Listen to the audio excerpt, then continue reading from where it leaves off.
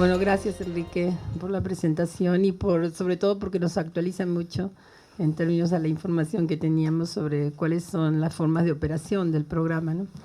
Ahora, respecto a la participación ciudadana, que fíjate que es un tema que a mí me interesa desde hace muchos años y que realmente soy un entusiasta de la participación ciudadana, tengo serias dudas de que los cambios se den de esta manera en el programa. Te voy a decir por qué. Porque cuando tú dices había una gran legitimidad electoral, o sea, dices una legitimidad democrática porque se elegían a estas vocales o a estos representantes de los comités. Yo tengo serias dudas de que el proceso electoral ahí se pueda asumir como legitimidad democrática, ¿no? Yo creo que es una legitimidad electoral y la pondría entre paréntesis porque creo que siempre los delegados o como se llamen, estatales, siempre incidían en esas elecciones. No creo realmente que esas elecciones pasaran por el tamiz de la democracia con todas las reglas de la democracia. Entonces, cuando luego dicen, bueno, la autoridad es la que finalmente decide, yo creo que a lo mejor ahí sí están legitimando lo que siempre ocurrió, ¿no? Digo, es decir, no, tengo serias dudas, por esto mismo que tú dijiste, de que en general los intermediarios siempre son intermediarios de otros ámbitos de participación, ¿no? Es decir, son, o las intermediarias en este caso, son mujeres que ya ejercieron otros liderazgos y que lo refrendan en esto porque, bueno, en la medida que aquí están en juego recursos para la vida de la gente, imagínate, ¿no? Yo creo que hay un capital ahí que se disputa, ¿no? Y lo mismo cuando tú dices, estábamos en un proceso de transición hacia una cultura de derechos. Ahí todavía tengo más dudas. Porque mira, en la Ciudad de México, que es el caso que yo más conozco, y donde el tema de los derechos sociales fue incluido desde el inicio, ¿no es cierto?, de la definición de las políticas sociales, con muchísima más fuerza que a nivel nacional, yo no veo que haya grandes cambios culturales, ¿no? Es decir, no veo que la gente se apropie de esa cultura de los derechos y más bien lo que veo es que hay una gran tendencia a reproducir estos mecanismos clientelares del pasado. O sea, que la cultura es una cosa muy difícil de transformar.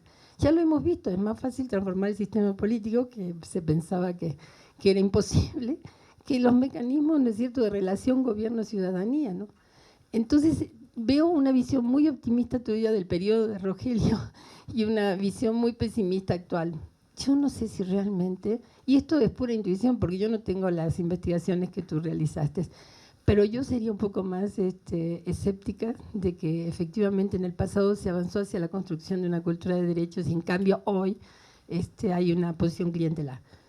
Yo creo que, por ejemplo, una de las precandidatas del PAN a la presidencia es una gran conocedora del funcionamiento del programa y esto no es un dato cualquiera, ¿no? Digo, todos sabemos cómo operó eso en el 2006, ¿no? El padrón, ¿no? y la forma de operación. Entonces, y en el 2006 estaba Rogelio, ¿no?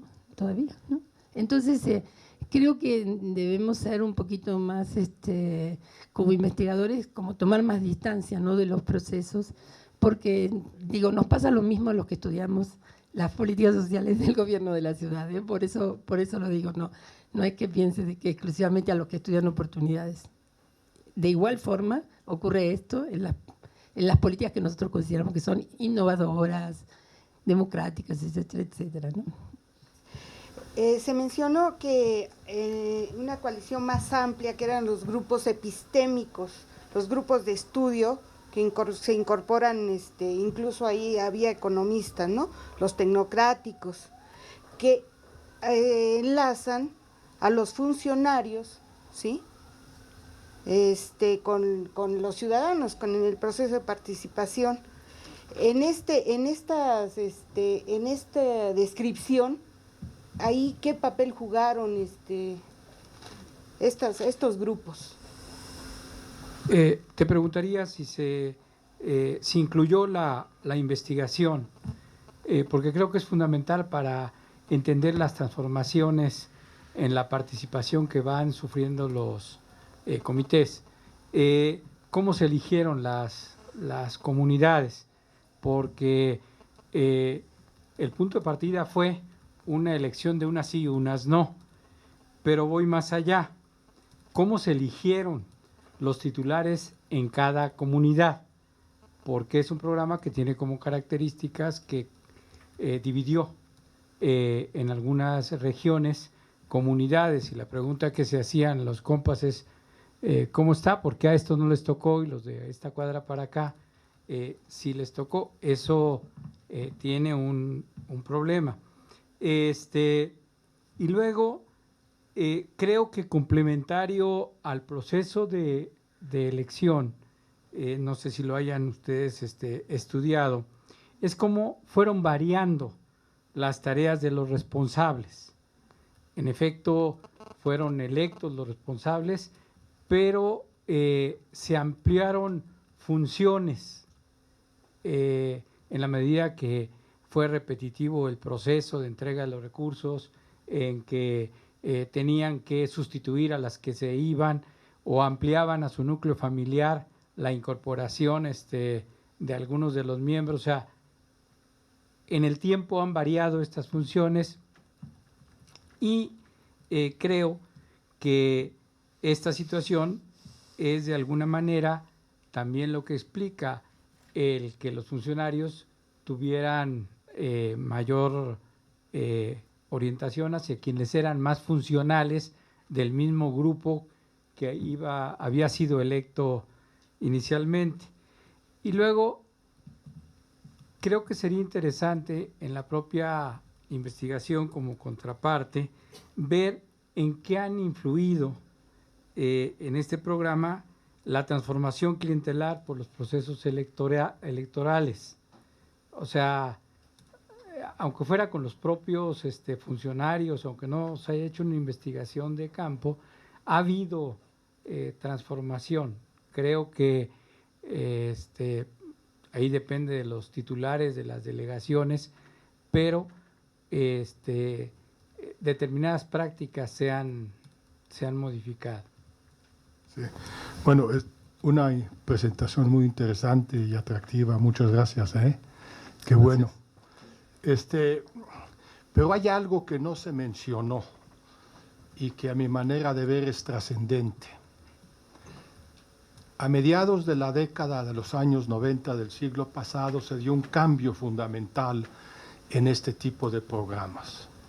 Históricamente, desde las comisiones hidráulicas, que empezaron a tener programas de combate a la pobreza, productivos, y después toda la serie de siglas que vinieron de programas. No vamos a hablar de siglas, ya lo comentábamos, son tantas que se olvidan. La relación fundamental era gobierno-comunidad. Y a mediados de la década de los años 90 se da un cambio trascendente, notablemente en oportunidades, pero no solamente en oportunidades, donde la relación dejó de ser gobierno-comunidad y se convirtió en gobierno-personas. El cambio, a mi manera de ver, fue trascendente. Antes iba a la comunidad y se actuaba con ellas como un todo, y ahora se seleccionaban a las personas y decía, tú eres pobre, y ahí está tu tarjeta. Antes se daba una clínica a la comunidad y hacían trabajo comunitario, y ahora se da su tarjeta de seguro popular. Cambia la relación Estado, comunidad, a Estado, personas. Creo que fue 94, 95, pero para el caso no importa tanto, pero sí se da en esa década. Y el otro cambio que se da también en los programas de combate a la pobreza y muchos programas sociales, repito, desde la época de las comisiones hidráulicas, que ahí es donde empezaron, el énfasis era a la construcción de un piso social y económico básico, proyectos productivos, por lo que toca a la cosa económica les llamábamos, pero era dar un piso social básico a la comunidad urbana o a la rural, para que a partir de ese piso social básico y el impulso a la actividad productiva se pudieran superar los problemas. Y esto cambia radicalmente también a mediados de los 90, conforme se desvanece Solidaridad, que era el programa comunitario productivo, y empieza a privilegiarse el apoyo individual de carácter monetario. No estoy en contra de que se dé lana a la gente que lo necesita. Eso está muy bien y ojalá se le diera más. El problema es que ¿por qué no se abordaron en tu presentación estos cambios fundamentales de la década, mediados de la década de los 90, que a mi manera de ver explican esta construcción partidaria que nos expusiste del PAN, que a mí no me preocupa tanto que sea partidaria, que es preocupante. Lo que me preocupa es que además no tienen oficio. O sea, son tontos. Tengo datos, ¿eh? O sea, hay una incapacidad esférica desde cualquier punto que uno lo vea de estos delegados estatales, en todos los ámbitos, por cierto, que son nombrados por el solo hecho de ser militantes. Y entonces la combinación pues es, para decir lo mínimo, muy deprimente. Felicitar a Enrique porque creo que es muy importante enfrentar y esta halo que se ha construido de los 90 de que la propuesta social de esa época a la fecha es libre de interés partidistas. Y creo que es uno de los elementos fundamentales. Y yo incluso iría más allá. Yo parto de que toda propuesta social tiene una visión de poder que se manifiesta de distinta manera. Y en la propuesta llamada Progreso, Oportunidades o Transferencias hay una visión de poder, de cómo se construye y que representa intereses partidistas, sí, pero también otros intereses. En este caso, lo mencionaste, la enorme convicción que había que expandir de toda manera y toda forma el mercado, por el impacto de la crisis, por la situación que vivía el país en el 95, pero había una visión de poder. Y yo expandiría un poco más esta reflexión. Segundo, me llama mucho y ojalá pudiera seguir trabajando esta idea de las coaliciones que están atrás, nacionales e internacionales, en esta propuesta. Y ahí me quiebra mucho porque de pronto hablas de Rogelio González como un individuo, actor, y no nos reflejas la coalición que permitía esto. Entonces ahí hay un problema de consistencia en términos, de pronto pasamos de un acto individual de un acto individual a un acto colectivo. Entonces la coalición que estaba dentro de un gobierno panista, etcétera, que permitía entonces esta inserción, o sea, yo creo que hay hipótesis a trabajar ahí Claro. y un poco por la línea que Alicia apuntaba de que allí hay un cierto apunte que habría que hacer. Por otra parte está, a ver, estos comités promotores están en un contexto donde hay otras organizaciones sociales conviviendo, confrontando intereses partidistas, pero intereses también de poder, de intereses sociales, en términos de distribución de bienes y servicios al interior, ¿no? Entonces, pensar que estos comités están en un vacío organizativo también es un asunto que requeriría un trabajo mucho más complejo, sin duda, pero también creo que habría que hacer el apunte de lo mucho que nos falta conocer en esta interacción y que obviamente puede que nos den más apuntes en términos de confrontar y sintetizo cuál es la visión de poder que había en mediados de los 90 que conformó esta visión de transferencias y en esta noción del mercado. Y obviamente tiene que ver con un elemento más, y Carlos Tello lo apuntaba. Yo creo que en esta visión de poder había también un sistema de gestión de lo social, que en su momento, en el régimen priista, estaba gobierno, estructura partidista, vertical, individuos y comunidad.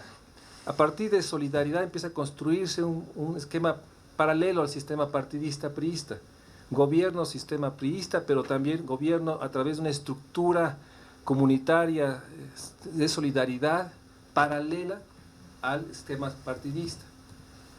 Y ahora, bueno, en esta transformación del sistema de gestión, de cómo demandar los bienes y servicios sociales, esta mediación creo que es un asunto que hay que dilucidar. O sea, nuevamente, que obviamente está en esta visión de poder de Santiago Levy, que nos quiere convencer, y de todos esta visión neoliberal, de que la propuesta social puede ser aséptica, neutral. Y creo que eso es realmente lo más importante del apunte que hoy nos presentas y de esta presentación, ¿no? Realmente construir la economía política de estos programas que sí representan una visión de poder y que a través de la fantasía del número o de la fórmula nos quieren volver asépticos las relaciones sociales y políticas que están atrás. Gracias. Yo agregaría a esta dimensión de la presentación, digamos, el tema de las coaliciones, ¿no? Y el papel del conocimiento y de los conocedores dentro de estas coaliciones. Yo creo que es algo que debíamos trabajar mucho más, porque sí nos lleva no solamente al tema de Banco Mundial como generador de hipótesis y de visiones globales para un mundo en globalización, ¿no? Que quizás ahí podría empezarse, sino nos lleva a temas más complicados, que es las diferentes visiones que hay en juego en torno al individuo y la sociedad, y obviamente el Estado, ¿no? Y el papel que le corresponde a los Estados en un mundo que se quiere global. En el fondo está de estas ideas, algunas muy bien explícitamente planteadas, como sería el caso de Santiago, ¿no? Que debe esconder mucho más, pero revela también mucho, ¿no? de sus preferencias, de sus visiones en esta materia. Yo creo que eso supone mucho más trabajo, porque nos lleva a la cuestión de cómo organizamos la investigación y cómo organizamos la transmisión, ¿no? del saber. ¿Pero qué tipo de saber? ¿No? Porque al final de cuentas lo que pues parece estar en el fondo es ¿y cómo? Bueno, darle una respuesta a la pregunta creo que se hizo uno de los grandes liberales del 19, pero no recuerdo cuál fue, y la volvió a plantear hace una década, yo creo, o algo así, Julieta Campos, ¿no? ¿Se acuerdan de aquel libro de ¿y qué hacemos con los pobres? Pues, ¿qué hacemos con los pobres? Pues los regimentamos, los organizamos, los democratizamos y no los democratizamos, etc. Y en medio estaría algo que creo que sí vale la pena que recojas para más adelante dentro de este esquema, y es que debe haber, no sé, debe haber algún choque importante